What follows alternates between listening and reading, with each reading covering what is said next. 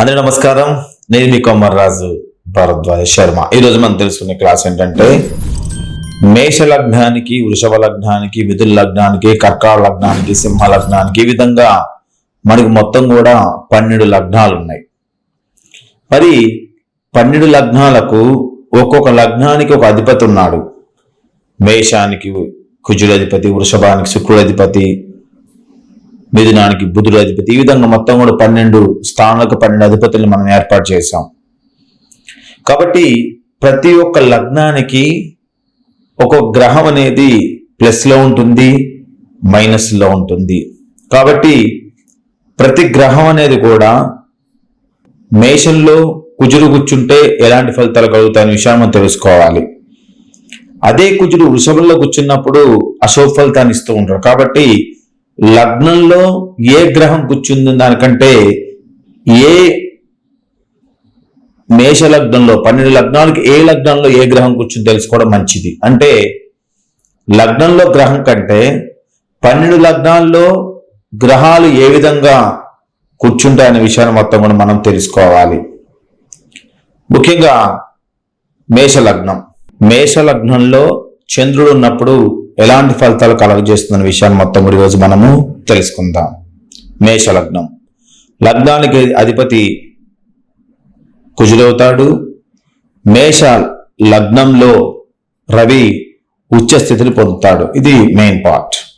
ఇక మేష లగ్నానికి చంద్రుడు, మేష లగ్నంలో చంద్రుడు ఉన్నప్పుడు మేష లగ్నానికి చతుర్థాధిపతి చంద్రుడు అవుతాడు. అంటే మేష, వృషభ, కర్కాటక, మేష, వృషభ, మిథున, కర్కాటక అంటే 4వ స్థానం చంద్రుడు. కాబట్టి చంద్రుని మేషలగ్నం చతుర్థాధిపతి అయినట్టు చంద్రుడు కేంద్రాధిపతి అవుతాడు.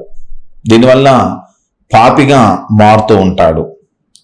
ఇక ఈ లగ్నానికి మనము చంద్రుడు నిర్ణయం చేసేటప్పుడు క్షీణచంద్రుడా, శుభచంద్రుడా అనేటువంటి నిర్ణయం చేయాలి.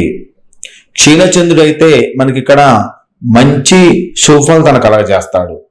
పూర్ణచంద్రుడు అయితే పాపఫలితాన్ని ఇచ్చడంలో చాలా బలవంతుడు. క్షీణచంద్రుడు అంటే ఏంటి? మనకు వచ్చేటువంటి బహుళపక్షంలో ఉన్నటువంటి అష్టం నుంచి శుక్లపక్షంలో వచ్చేటువంటి అష్టం వరకు క్షీణచంద్రుడు, శుక్లపక్షంలో వచ్చే అష్టం నుంచి బహుళపక్షంలో వచ్చే అష్టం వరకు పూర్ణచంద్రుడుగా మనము నిర్ణయం చేస్తాం. అంటే క్షీణించిన చంద్రుడు ఎక్కడి నుంచి క్షీణిస్తుందా అంటే బహుళపక్షంలో ఉన్నటువంటి అష్టం దగ్గర నుంచి క్షీణించే చంద్రుడుగా మనము పరిగణలోకి తీసుకుంటూ ఉంటాము. కాబట్టి జ్యోతిష్ శాస్త్ర ప్రకారంగా ఏదైతే చంద్రుడు క్షీణించినప్పుడు వారికి లగ్నంలో ఉన్నప్పుడు మంచి శుభ ఫలితాన్ని కలగజేస్తాడు. అదే పూర్ణచంద్రుడిగా ఉన్నట్టయితే కొన్ని అశుభ ఫలితాన్ని కలగజేయడానికి ఆస్కారం ఎక్కువగా ఉంది. దాన్ని బట్టి మనం అక్కడ నిర్ణయం చేయాలి. ఇక చంద్రుడు మేషలగ్నానికి సుఖస్థానాధిపతి.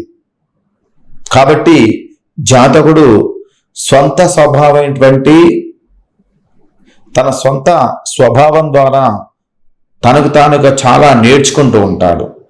జీవితంలో ఒక మంచిగా ఎదగాలని, జీవితంలో మంచి పేరు ప్రఖ్యాతులు పొందాలని, జీవితం మీద ఒక తపనతోని అతను ముందుకు వెళ్ళడం అనేది జరుగుతూ ఉంటుంది.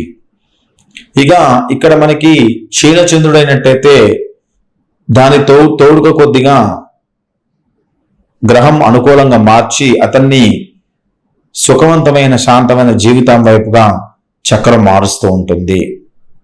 అదేవిధంగా చంద్రుడు లగ్నంలో ఉన్నప్పుడు మేషలగ్న జాతకులకి కల్పనాశక్తి, భోగభాగ్యాల్ని కలిగి ఉంటారు. విలాసవంతమైనటువంటి జీవితాన్ని, మంచి ఆసక్తి కలిగినటువంటి లైఫ్ని వీళ్ళు పొందుతూ ఉంటారు. ఇక వీళ్ళకి ఏంటంటే తల్లి నుంచి కానీ, తల్లి యొక్క పక్షం నుంచి కానీ మంచి సహాయ సహకారాలు వీళ్ళకి లభిస్తూ ఉంటాయి. అదేవిధంగా జ్యోతిష్ శాస్త్ర ప్రకారంగా వారికి ఉన్నటువంటి పూర్ణచంద్రుడు ఉన్నట్టయితే తల్లి ద్వారా కొన్ని ఆపదను పొందుతూ ఉంటాడు. క్షీణచంద్రుడు ఉన్నట్టయితే తల్లి ద్వారా లాభాన్ని పొందుతూ ఉంటారు. అదేవిధంగా తల్లి దగ్గర నుంచి వచ్చేటువంటి ఆస్తి పాస్తి ఏదైనా సరే మంచి లాభాన్ని పొందడానికి క్షీణచంద్రుడు ఎక్కడ ఉండాలి. పూర్ణచంద్రుడు అయినప్పుడు తల్లితోని కొద్దిగా విరోధాన్ని ఏర్పాటు చేస్తూ ఉంటుంది. తల్లి ద్వారా వచ్చేటువంటి ఆస్తి పాస్తులలో కొన్ని సమస్యలను ఇక్కడ సృష్టించడానికి అవకాశం కనిపిస్తూ ఉంటుంది. ఇక ఈ లగ్నంలో చంద్రుడు మనసు కారకుడు. కాబట్టి మనసుని భ్రమించేసే విధంగా, అంటే ఎప్పుడు ఏదో రకమైన ఆలోచన, ఆ ఆలోచన దేని గురించి, నీ జీవితంలో ఎదగాలి, నీ జీవితంలో ఎదగాలి, ఇలాంటి పాయింట్ మీదే ఉంటారు తప్ప తన గోల్ అనేది ఏంటనేది వాళ్ళ మైండ్కి అంతగా అది కనిపించదు. అలాంటివి కూడా ఇక్కడ మనకి సృష్టిస్తూ ఉంటాయి. భూమి, భవనాలు, వాహన ప్రాప్తి మొత్తం కూడా కలిగి ఉంటారు క్షీణచంద్రుడు ఉన్నప్పుడు. ప్రకృతి ఆరాధన, సౌందర్యమైనటువంటి మంచి సాహస నిర్ణయాలు, సౌందర్యంగా ఉండటం, అందంగా ఉండటం అనేది వీళ్ళు ఇక్కడ కలిగి ఉంటారు. ఎక్కువ శాతం కూడా ఈ యొక్క క్షీణచంద్రుడు లగ్నంలో, మేష లగ్నంలో ఉన్నప్పుడు వీళ్ళకేంటంటే మంచి ఆరోగ్యాన్ని ప్రసాదింపజేస్తూ ఉంటాడు. అదే పూర్ణచంద్రుడు ఉన్నప్పుడు చలికాలంలో కానీ చలిలో కానీ కలిగేటువంటి జలుబు, దగ్గు, ఆయాసం వంటి బాధల్ని ఇక్కడ వీళ్ళు ఎక్కువగా ప్రాబ్లమ్స్ ఫేస్ చేస్తుంటారు. ఎక్కువ శాతం కూడా చలి సంబంధమైన రోగాలకు అవకాశం ఎక్కువగా ఉంటుంది. చంద్రుడు మంచు కారకుడు, చంద్రుడు మనసు కారకుడు, చంద్రుడు కరిగేటటువంటి గ్రహం. కాబట్టి చంద్రుడు ఏ విధంగా అయితే మనకి మనసుకు సంబంధించేటువంటి బాధను క్రియేట్ చేస్తున్నాడు, అదేవిధంగా చంద్రుడు సంబంధించేటువంటి నిమ్ము ప్రాబ్లమ్స్ ఎక్కువగా క్రియేట్ చేయడానికి అవకాశం ఎక్కువగా ఉంటుంది. ఇక చంద్రుడు ఇక్కడ ఆర్థిక పరిస్థితిని చాలా బాగుంటుంది. ప్రభుత్వం సంబంధించిన పక్షాల నుంచి కూడా, వారి దగ్గర నుంచి కూడా మంచి ప్రయోజనం అనేది లభిస్తూ ఉంటుంది. ఇక సప్తమ స్థానంలో తులారాశి మీద చంద్రుడి యొక్క దృష్టి పూర్ణముగా మనకి ప్రసారిస్తున్నప్పుడు, అంటే 7వ స్థానం పైన, అంటే మనకి మేష, వృషభ, మిథున, కర్కాటక, సింహ, కన్య, తుల అవుతుంది 7వ స్థానం. అంటే చంద్రుడు లగ్నంలో కూర్చొని 7వ స్థానం తులారాశిని చూసినప్పుడు, అక్కడ మనకి క్షీణచంద్రుడు ఉన్నప్పుడు సప్తమ స్థానం చూస్తున్నప్పుడు మంచి భార్యని, గుణవంతమైనటువంటి సుఖవంతాన్ని జీవితాన్ని, గొడవ లేని ప్రశాంతమైన జీవితాన్ని కలగజేస్తూ ఉంటాడు. అలా కాకుండా పూర్ణచంద్రుడు ఉన్నట్టయితే జీవిత భాగస్వామి మీద కొద్దిగా నష్టాన్ని, చిన్న గొడవల్ని, మనస్పర్ధల్ని, ఆలస్య వివాహాన్ని ఇలాంటివి కూడా చేసే అవకాశాలు కనిపిస్తూ ఉంటాయి. అదే మనకి క్షీణచంద్రుడు ఉన్నట్టయితే మంచి అందమైనటువంటి భార్య, కళా దృష్టి కలిగినటువంటి భార్య, గుణ సంపద కలిగిన భార్య, ఇవన్నీ కూడా సహాయ సహకారాలు అందించే భార్య, మనకి సహాయం డబ్బు ద్వారా వాళ్ళ పుట్టింటి నుంచి డబ్బు తీసుకొచ్చి అందించే సహాయం చేసే భార్య అనేది ఇక్కడ దొరకటం అనేది జరుగుతూ ఉంటుంది. ఈ విధంగా మనకి జాతచక్రంలో చంద్రుడు మేషలగ్నానికి సుఖస్థానాధిపతి నిర్ణయం చేసేటప్పుడు మనము ఆ గ్రహం అనేది శుభత్వంలో ఉందా, అశుభత్వంలో ఉందా విషయాన్ని మొత్తం కూడా మనం తెలుసుకొని దాన్ని బట్టి మనం మసులుకోవాలి. ఏదైతే ఈ చంద్రుడు మేషలగ్నంలో ఉన్నప్పుడు మరి ఆ స్థానం ఏ విధంగా ఉన్నప్పుడు, ఆ స్థానం అనేది అంటే ఆ దశ వచ్చినప్పుడు వాళ్ళు ఏ విధంగా ఉంటుంది. మేషలగ్నానికి చంద్ర మహాదశ, క్షీణచంద్ర మహాదశ వచ్చినప్పుడైతే వాళ్ళి ఆ దశలో వాళ్ళకి చాలా వరకు ప్లస్సే చేస్తుంది, అంటే కొద్దిగా వాళ్ళని ఆనందపరచడానికి ప్రయత్నం చేస్తూ ఉంటుంది. పరిపూర్ణ చంద్రుడు వచ్చినప్పుడు, పూర్ణచంద్రుడు వచ్చినప్పుడు ఆ దశలో వాళ్ళు కొన్ని ఇబ్బందులు పడటానికి, కొన్ని నష్టాలు పోవడానికి అవకాశం అనేది ఎక్కువగా కనిపిస్తూ ఉంటుంది. ఇది చంద్రుడు మనకి మేషలగ్నంలో ఉండేటప్పుడు కలిగేటువంటి ఫలితాలు. ఎప్పుడు కూడా చంద్రుని మనం పరిశీలన చేసేటప్పుడు మన జాత చక్రంలో మన పుట్టినటువంటి తిథి ఏదైతే ఉందో ఆ తిథిని ప్రకారంగా అది క్షీణచంద్రుడ, శుభచంద్రుడ తీసుకొని దాన్ని బట్టి మన నిర్ణయం అనేది ఇక్కడ చేస్తూ ఉండాలి. ఇప్పటి వరకు మనం రవి గురించి, చంద్రుడి గురించి మేషలగ్నంలోకి వచ్చినప్పుడు ఏం జరుగుతుందో తెలుసుకున్నాం. తదుపరి క్లాసులు మనం తెలుసుకోబోయేది లగ్నంలో, మేషలగ్నంలో కుజుడు కూర్చుంటే ఎలాంటి ఫలితాలు కలుగుతాయి విషయాలు మొత్తం కూడా అందరూ తెలుసుకోవడానికి ప్రయత్నం చేయండి. మీ భరద్వాజ్ శర్మ. దయచేసి నేను చెప్పేటువంటి ఈ వీడియో పైన మీకు లైక్, కామెంట్ ఖచ్చితంగా తెలియజేస్తారని అనుకుంటున్నాను. తదుపరి క్లాసులో కుజుడు మేషలగ్నంలో కూర్చున్నప్పుడు ఎలాంటి ఫలితాలు కలగజేస్తారనే విషయాన్ని మొత్తం కూడా తెలుసుకుందాం. మీ భరద్వాజ్ శర్మ.